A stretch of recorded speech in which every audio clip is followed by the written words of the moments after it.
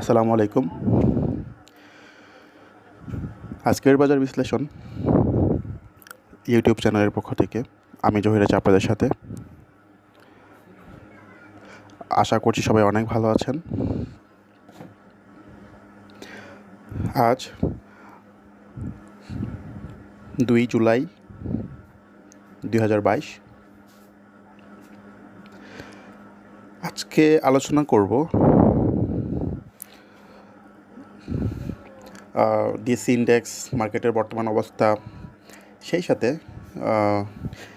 Invest করা যায় এমন দু একটি শেয়ার নিয়ে আলোচনা করব। প্রথমত একটা নিউজ বলে রাখি। অনেকেই ভিডিওতে কমেন্ট করেছেন যে আমার সাথে আমার হাউসে এসে ট্রেড করতে চান। আসলে এটা আপনাদের ইচ্ছে, আপনারা চাইলে আপনাদের হাউসে থেকেও আমার শেয়ার বাই সেল করতে পারেন। বা কেউ যদি বলেন যে না, আপনারা আপনাদের হাউসে যেখানে আছেন সেখানে ভালো ফ্যাসিলিটিস পাচ্ছেন না, হয়তো আমার সাথে এসে করতে চান, তাহলে আমার হাউসে আসতে পারেন। সেটা আপনাদের একান্ত ব্যক্তিগত ইচ্ছে। আমি কখনো এগুলোর জন্য কাউকে ফোর্স করি না। তবে এতটুকু বলতে পারি, যদি কখনো আসেন তাহলে হয়তোবা আমি যতটুকু পারি এখন যেভাবে হেল্প করছি সেভাবে হেল্প করে যাব ইনশাল্লাহ। আর আমি ট্রেড করি ইউনাইটেড ফিনান্সিয়াল ট্রেডিং কোম্পানিতে।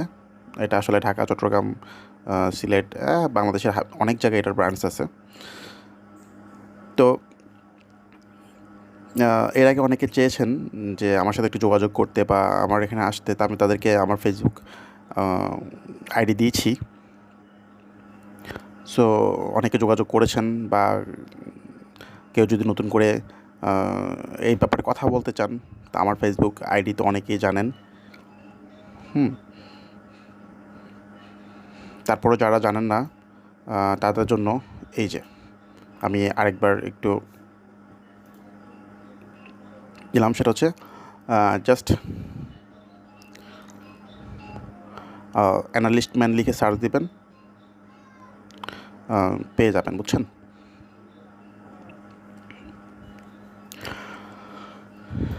আচ্ছা, এইবার আসি মূল ভিডিওতে। আমরা তার আগে একটু দেখি যে বৃহস্পতিবার বাজার কেমন ছিল। খেয়াল করেন, গত বৃহস্পতিবার ডিএসসি সূচক 26 পয়েন্ট প্লাস দিয়ে শেষ হয়েছে, আর ক্লোজ হয়েছে 6,376। লেনদেন হয়েছে 937 কোটি টাকার, দর বেড়েছে 197টি কোম্পানির, কমেছে 137টি কোম্পানি, আর অপরিবর্তিত রয়েছে 54টি কোম্পানির। ভালো করেছে টেক্সটাইল, ইঞ্জিনিয়ারিং, ব্যাংক। এখন আমরা একটু দেখি যে ডিএসসি সূচকের অবস্থাটা কি। আসলে বাজার লাস্ট কিছুদিন ধরে, মানে গত 3 দিন বা 4 দিন বাদ দিয়ে তার কিছুদিন ধরে নিতে পারেন যে 10 দিনের মতো বা 10-12 দিনের মতো একটু খারাপ গিয়েছে। তো সেই হিসেবে গত 4 দিন কিন্তু বাজার মোটামুটি ভালো। হয়তো সব শেয়ারের দাম বাড়তেছে না, কিছু শেয়ারের দাম বাড়তেছে, বাট তারপরেও বাজার ভালো।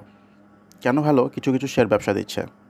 আপনাকে যেটা করতে হবে, সিলেক্টিভ কিছু শেয়ার যেগুলো ভালো ভলিউম নিয়ে, ভালো ক্যান্ডেল নিয়ে আগাচ্ছে, সেগুলোতে থাকতে হবে। আর আপনাদের হোল্ডিংয়ে যেগুলো আছে বা লসে আছেন সেগুলো রেখে দিতে পারেন, কোনো সমস্যা নেই। আজ হোক কাল হোক এগুলো বাড়বে। আচ্ছা, এখন আমরা যেটা বলেছিলাম এর আগে, রেগুলার যারা আমার ভিডিও দেখেন তাদের অলরেডি মুখস্থ হয়ে গেছে যে ইন্ডেক্সের আপ ট্রেন্ডের যে পয়েন্টটা ছিল সেটা ছিল কত? এখন বর্তমানে শো করতেছে 6,341। সো 6,341 উপরে যদি বাজার যদি ইন্ডেক্স ক্লোজ রাখে, তাহলে বাজার আপ ট্রেন্ডে যাবে, সেটা বলেছিলাম লাস্ট ভিডিওতে। তাহলে সেই হিসাবে ইন্ডেক্স ক্লোজ হয়েছে 6,376, তাহলে সেই হিসেবে বাজার অলরেডি গত বৃহস্পতিবারেই আপ ট্রেন্ডে চলে গেছে বাজার, তাই না? এখন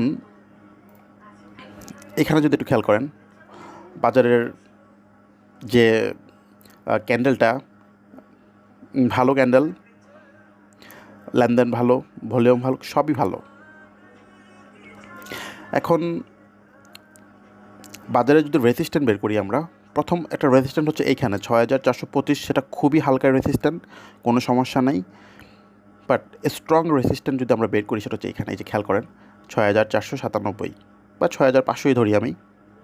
6500তে একটা স্ট্রং রেজিস্ট্যান্ট আছে, বাট এর আগে একটা রেজিস্ট্যান্ট আছে ছোটো, সেটা 6425। এখন বাজার রবিবার কী করতে পারে? বাজার এমন করতে পারে যে 4, 5, 10 মাইনাস করে তারপর প্লাস করে ফেলতে পারে। আবার এমনও করতে পারে যে কোনো মাইনাস করবে না, প্লাস দিয়ে শুরু হবে। বাট একটু ভালো হয় যদি সে 5 বা 10 মাইনাস করে তারপর প্লাস করে। বিকজ কেন বললাম, 6387 তার হাই ছিল, ক্লোজ হচ্ছে 6376। ওকে, ঠিক আছে, মোটামুটি সে প্রাইস ধরে রাখতে পারেছে। তারপরেও যদি 5 বা 10 মাইনাস করে যদি সে প্লাস করে, তাহলে স্ট্রংলি সামনের দিকে আরও যাবে, মানে বাজার খুব ভালো যাবে আর কি। হ্যাঁ, এখন বাজারের যদি আমরা সাপোর্ট হিসেব করি, বাজারের স্ট্রং সাপোর্ট হচ্ছে 6342। 6342 হচ্ছে বাজারের স্ট্রং সাপোর্ট। আর রেজিস্ট্যান্ট তো বললামই। এখন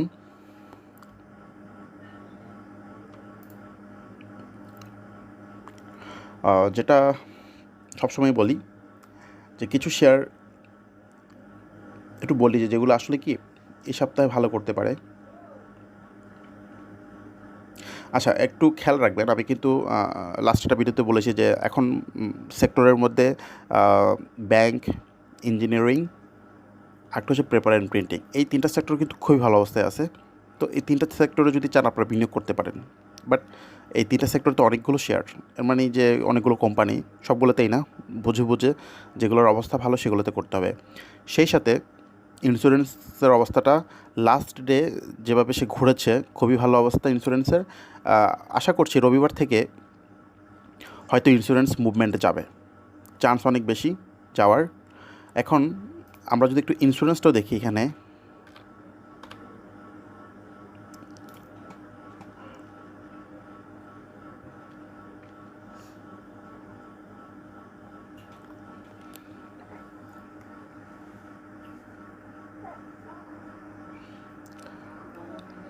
আচ্ছা এটা আসুক, আমরা কিছু শেয়ার একটু নিচের দিকে কিছু শেয়ার আছে, যেরকম আপনারা